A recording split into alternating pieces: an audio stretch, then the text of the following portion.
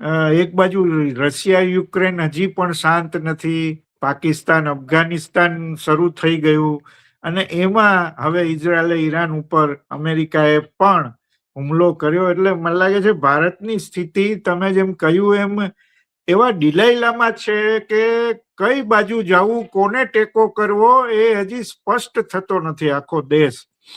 અને trade deal થી માંડી અને બધી વાતોમાં આપણે ફસાયા છે, પછી ક્રૂડ તેલ સુધી વાત જાય છે.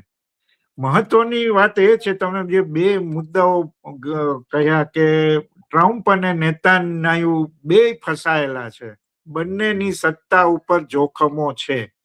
ટ્રમ્પને મુશ્કેલીઓ ઘણી બધી આવી છે સુપ્રીમ કોર્ટના ચુકાદા પછી, ભલે પછી એમણે પાછો 15% ટેરિફ લગાડ્યો એ જુદી વાત છે, પણ એનો વિવાદ હજી ચાલુ છે અને કોંગ્રેસની મંજૂરી વગર એ આવું કરી ન શકે, એ વિવાદ હજી ઊભો છે અને આગળ વધી શકે છે અને કોર્ટમાં મામલો પાછો પણ જઈ શકે છે. અને આ બધા સ્થિતિમાં જો મધ્યવર્તી ચૂંટણીની વાત આવે, જેમ તમે કહ્યું નવેમ્બરમાં, તો ટ્રમ્પની મુશ્કેલીઓ ઘણી બધી વધી જાય.